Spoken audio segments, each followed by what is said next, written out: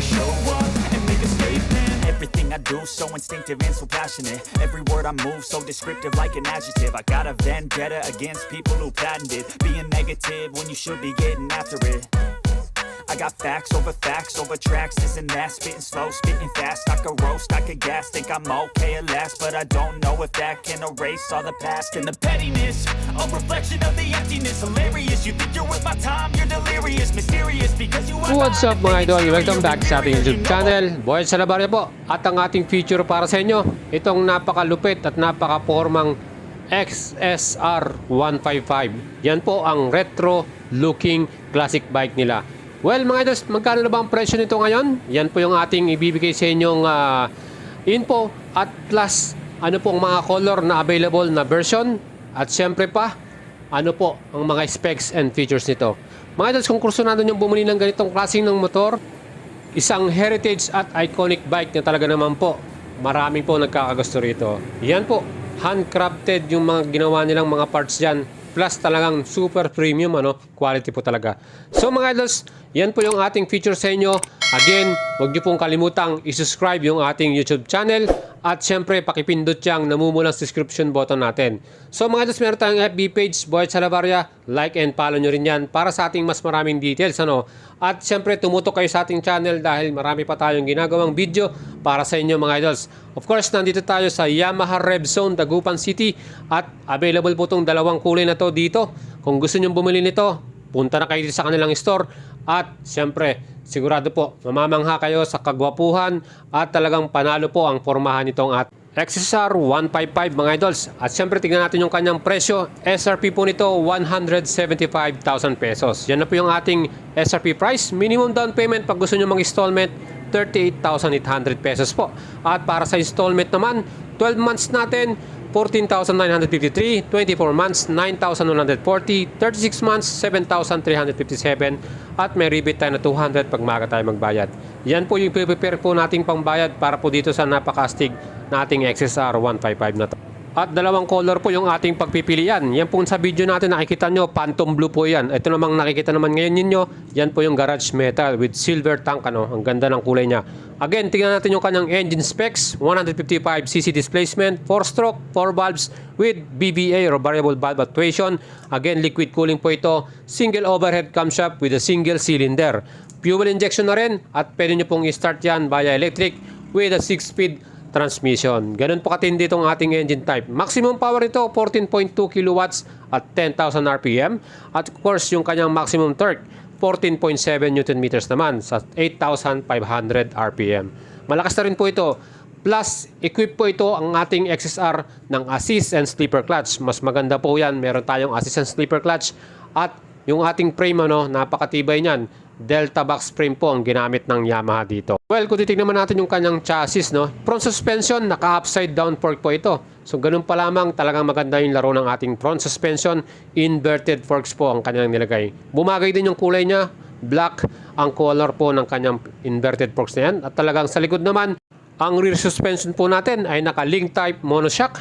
Of course, with aluminum swing arm. Ganun po katindi dito. Aluminum yung ginamit na swing arm. Talagang very lightweight. Kaya solid po magiging performance ng ating XSR 155 na to. Pagdating sa braking system, naka-disc brake po yung harapan at merong 2-piston caliper. Yan po ay hindi po naka-equip ng ABS. Yan po ay naka-disc brake lamang, hydraulic po. At sa likod, ganun din po kanyang specs, naka-hydraulic disc brake with 1-piston caliper. Kita nyo yung kanyang alloy wheels, ang ganda rin ng forma, talagang bumagay at naging mas classic. Pagdating naman sa tires, ang ginamit na brand ay IRC. Dual purpose type po yung kanyang tires na yan. At yan po ang sukat sa likuran ay 140/70 by 17. At yan po ay tubeless. Mas maganda kasi less maintenance pagka ganyang tubeless. Sa harap naman, ang ating size ay 110/70 by 17 inch. At syempre, yan din po ay tubeless. So itong ating braking system, dun lang tayo kinapos. Wala tayong anti-lock braking system. Hindi po siya equipped ng ABS. At dahil very wide din yung ating tires, maganda rin po yan pagdating sa cornering, mas okay po ang ating performance. XSR Heritage Classic Type na headlamp. Yan po, nakikita nyo, ang gandang tignan. At ang ginamit po nila dyan ay LED lights, no? Yung kanyang signal light, naka-halogen bulb lamang po ito. Pero syempre, kita naman natin yung turning indicator light natin, kitang-kita yan. Lalo na kung gabi at nasa daan tayo.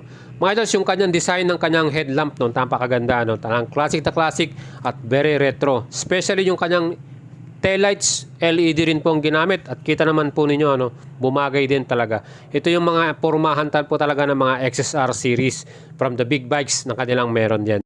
Gaya po ng XSR 700. So ngayon yung XSR 900, mas iba na po ang itsura ngayon. Mas maganda ng tignan din ang kanyang ginamit na design. Mga idols, itong ating XSR 155, meron din siyang equipped na passing light para sa ating safety. Maganda rin na po na meron tayong ganyan. At yung ating left handlebar, andyan pa rin po yung ating high and low beam, signal indicator switch, at yung ating busina. So mga idols, kitang-kita nyo, very premium yung pagkakagawa talaga, no? From the parts na nilagay nila dyan, yung mga aluminum parts, handcrafted po ito. Talagang perfect at talagang mamahalin ng dating, ano.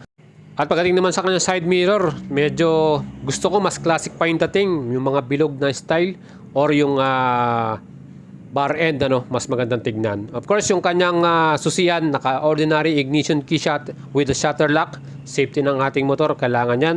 At yung ating handlebar, yan po ay tapered, ano, mas maganda. Yung ating position dyan, upright yan.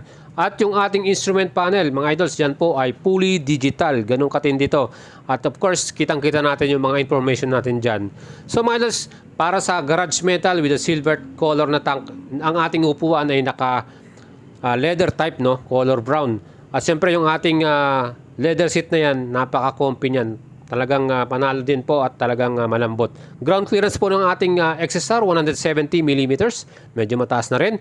At of course, yung kanyang curb weight o yung bigat ng ating XSR 134 kilograms. Ganun kabigat itong ating XSR.